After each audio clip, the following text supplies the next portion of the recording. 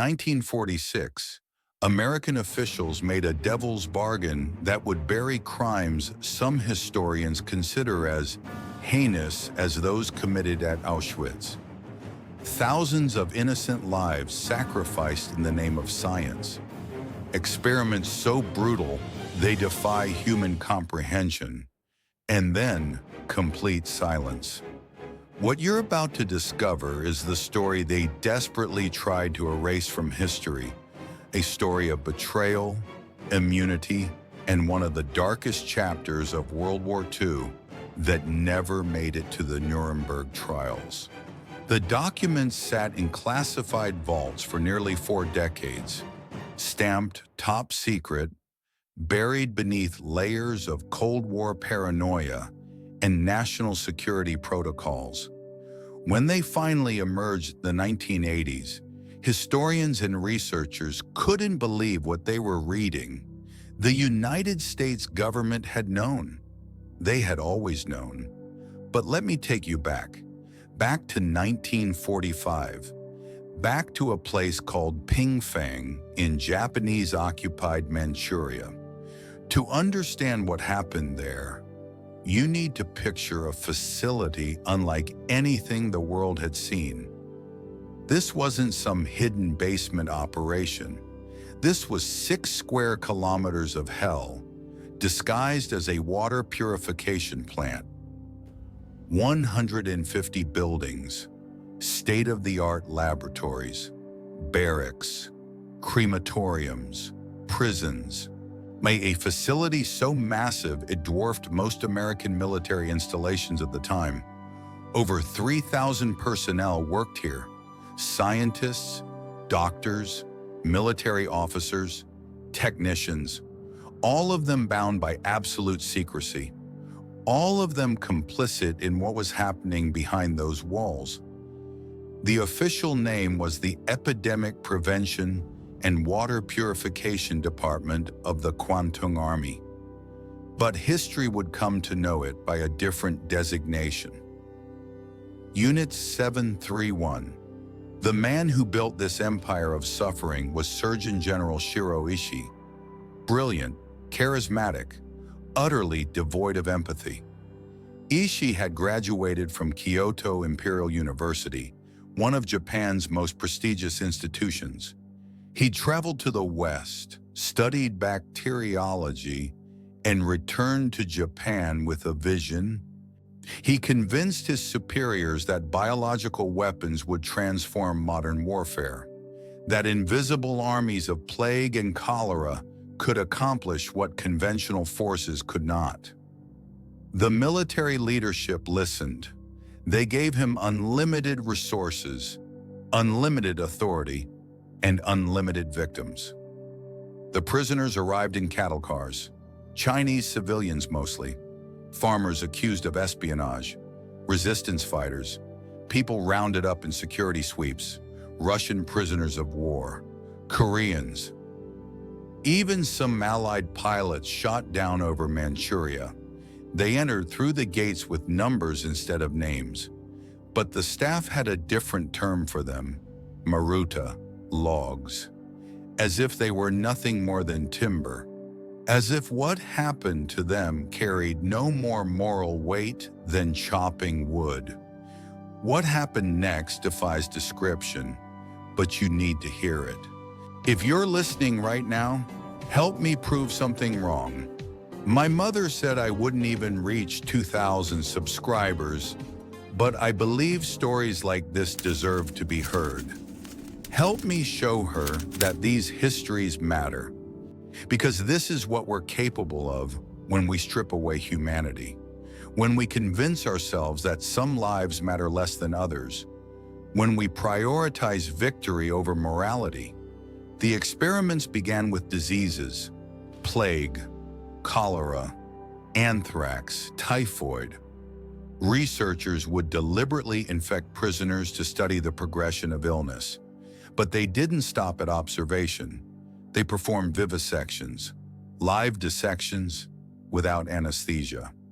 They wanted to see how organs responded to infection in real time.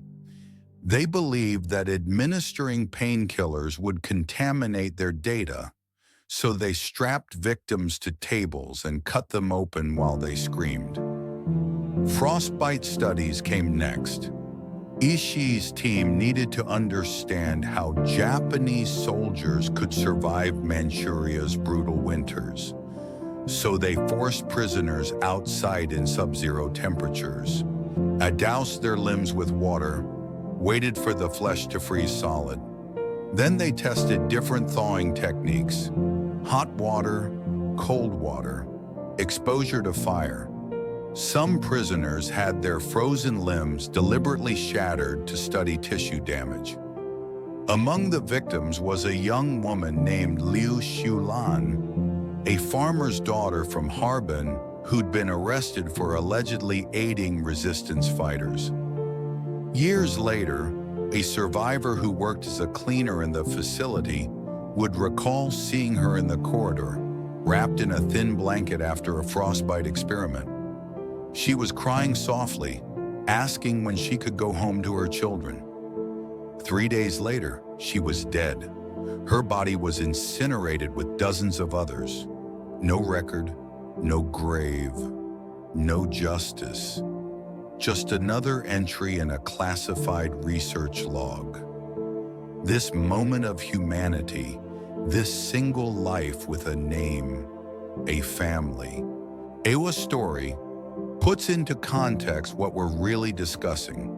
Not statistics, not abstract horrors. Real people who loved and feared and hoped, reduced to experimental data.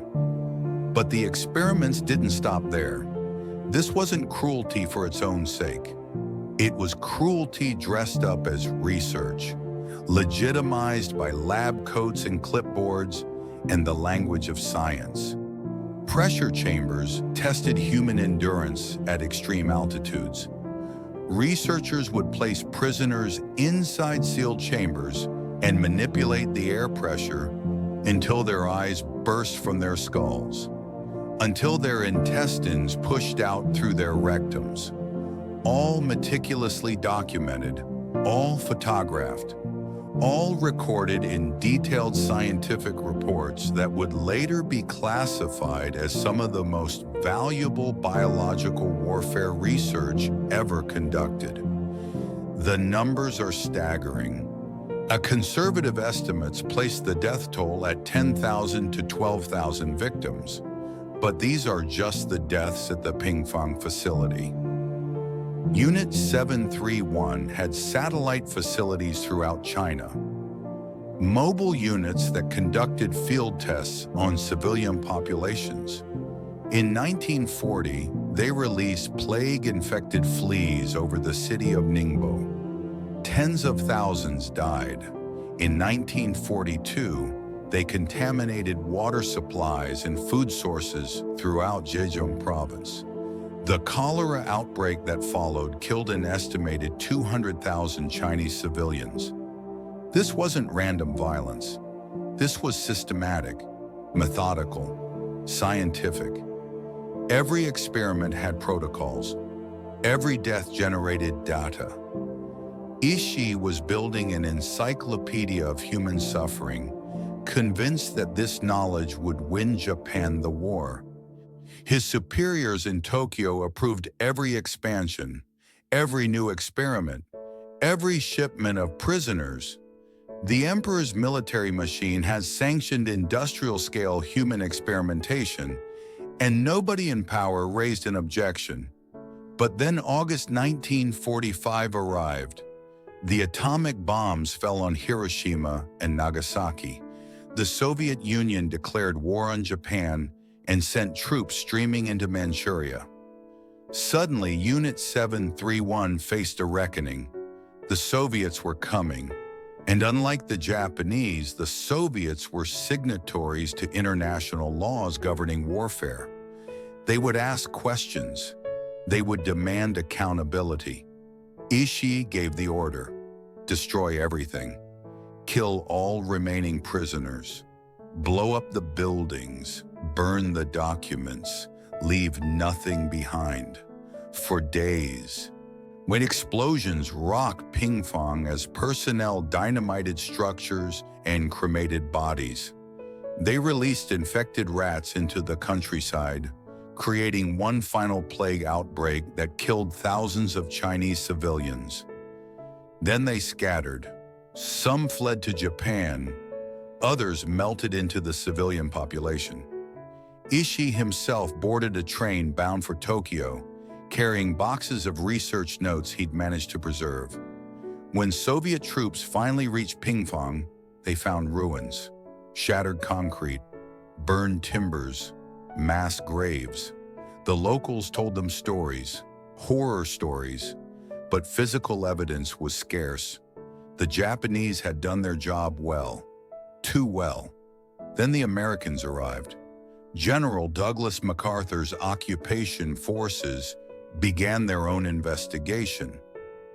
Intelligence officers interviewed locals, examined the ruins, to track down former Unit 731 personnel hiding in Japan, and slowly, piece by piece, they assembled the truth. The reports they sent back to Washington were classified immediately. What they'd discovered was too valuable to share, too dangerous to make public. Here's where the story takes its darkest turn. Because the United States government faced a choice. They could prosecute Ishii and his colleagues as war criminals, put them on trial alongside the Nazi doctors at Nuremberg, make their crimes public, deliver justice to the tens of thousands of victims, or they could make a deal. The Cold War was beginning. The Soviet Union was the new enemy, and the Americans realized that Unit 731's research represented decades of biological warfare data that no Western nation possessed. The data gathered through experiments that American scientists could never legally conduct. Data that the Soviets would desperately want. Some historians have since questioned how scientifically reliable much of this data actually was. But in 1946, American officials believed it was invaluable. General MacArthur's advisors did the math. They concluded that the strategic value of this research outweighed any moral obligation to prosecute. So they made an offer. Complete immunity from war crimes prosecution in exchange for exclusive access to all Unit 731 data. Every document, every photograph, every experiment result. Ishii would never face trial. His colleagues would never face trial. In return, they would provide full cooperation and maintain absolute silence about what they'd done. The Japanese accepted immediately. They had everything to gain and nothing to lose. The deal was done behind closed doors. The documents were classified above top secret. The research notes were shipped to Fort Detrick in Maryland, where American biological warfare researchers absorbed every detail. The immunity arrangement was never officially announced. When Chinese and Soviet officials demanded that Unit 731 personnel face justice, American officials claimed insufficient evidence. They said the allegations were exaggerated. They suggested that Soviet reports about Japanese biological warfare were propaganda designed to embarrass the United States. And just like that, one of the worst atrocities of World War II vanished from public consciousness. What happened next reveals the true cost of silence. No courtroom, no trial, no photographs of defendants in the dock, just a handshake and a classified file. Justice traded for data in a transaction that took minutes to complete and decades to uncover. Shiro Ishii lived peacefully in Tokyo for 14 years after the war ended. He opened a clinic, treated patients, attended medical conferences. Nobody arrested him, nobody protested, nobody even acknowledged what he'd done. He died of throat cancer in 1959, a free man who'd never spent a single day in custody for his crimes. His colleagues fared even better. The doctors who'd performed live vivisections went on to prestigious careers in Japan's medical establishment. Some became university professors, teaching the next generation of physicians. Others joined pharmaceutical companies, rising to executive positions. Several helped establish Japan's post-war public health system. The very men who treated human beings as laboratory animals were now trusted to care for patients and shape medical policy. The Soviets, furious at being excluded from the immunity arrangement, conducted their own war crimes trials in Khabarovsk in 1949. They brought 12 Unit 731 members to trial and presented evidence of the atrocities. But the Western world dismissed these proceedings as show trials. Propaganda. Soviet attempts to embarrass Japan and the United States. The testimonies of survivors were ignored. The documented evidence was rejected. Justice was denied again. For the victims, the betrayal was complete. Chinese civilians who'd survived Unit 731's experiments received no acknowledgement, no apology, no compensation. The Japanese government refused to discuss Unit 731 at all. The American government maintained its classified silence, and the victims were left to live with their trauma alone, knowing that the men who tortured them were living comfortable lives protected by the most powerful nation on earth. Liu Shulan's children grew up never knowing what happened to their mother. The official record said she died during the war. No details, no explanation. Just another casualty in a conflict that killed millions. They had no grave to visit, no answers to their questions. Just an emptiness that would last their entire lives. The truth couldn't stay buried forever. In the 1980s and 1990s, as Cold War documents began to be declassified, researchers started piecing together what had happened. Japanese journalists tracked down former Unit 731 members and recorded their confessions. Chinese survivors came forward with their testimonies. American archives released documents showing the immunity negotiations. Slowly, painfully, the full scope of the cover-up became clear. In 1997, the Japanese government finally officially acknowledged that Unit 731 had existed and conducted experiments on human subjects. But this admission came with no apology, no reparations, no accountability. Just a dry statement of historical fact, delivered more than 50 years after the crimes occurred. And here's what I think about all this. The immunity deal that protected Ishii and his colleagues set a precedent that would haunt international justice for decades. It established that war crimes could be forgiven if the perpetrators possessed valuable knowledge. That geopolitical advantage outweighed moral obligation, that some truths could be sacrificed for national security. Within years, the United States launched Operation Paperclip, recruiting Nazi scientists and engineers, regardless of their wartime activities.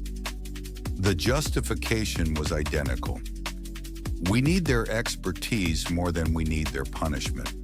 But there's a cost to these compromises that goes beyond the immediate victims. When we allow atrocities to be buried for convenience, we lose our moral authority to condemn them. We create a world where justice depends on political calculations rather than universal principles. We tell survivors that their suffering matters less than our strategic interests, And we guarantee that similar crimes will happen again because perpetrators know they might escape accountability if they have something valuable to trade. The Unit 73. One story isn't just about what happened in Manchuria between 1936 and 1945. It's about what happens when nations choose silence over truth, when they prioritize short-term advantage over long-term integrity, when they decide that some victims don't deserve justice because acknowledging their suffering would be politically inconvenient. And that's the story of Unit 731, the forgotten horror lab that killed tens of thousands, the immunity deal that protected war criminals, the cover-up that lasted 50 years, a chapter of history that demonstrates how easily we can rationalize evil when we convince ourselves that the ends justify the means. Now, I want you to put yourself in that room in 1946. You're sitting across from military advisors in Washington. They're telling you about Unit 731's research, about the Cold War threat, about the strategic advantage this data represents. And they're asking for your decision. If you were there, facing that choice, would you have made the same deal? Think about it. Really think about it. Then tell me in the comments, because this isn't just a historical question. It's a moral one that we still face today whenever we're asked to compromise our values for security or advantage. If this story changed how you think about justice, accountability, and the price of silence, hit that like button right now.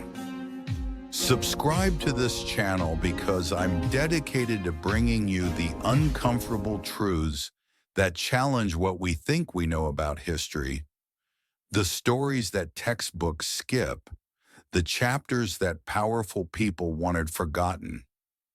Click the notification bell so you never miss an episode, and share this video with someone who needs to hear it.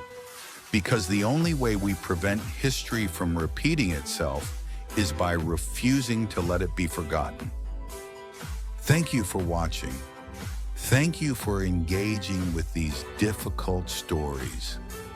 And I'll see you in the next one, where we'll continue uncovering the history they don't teach in school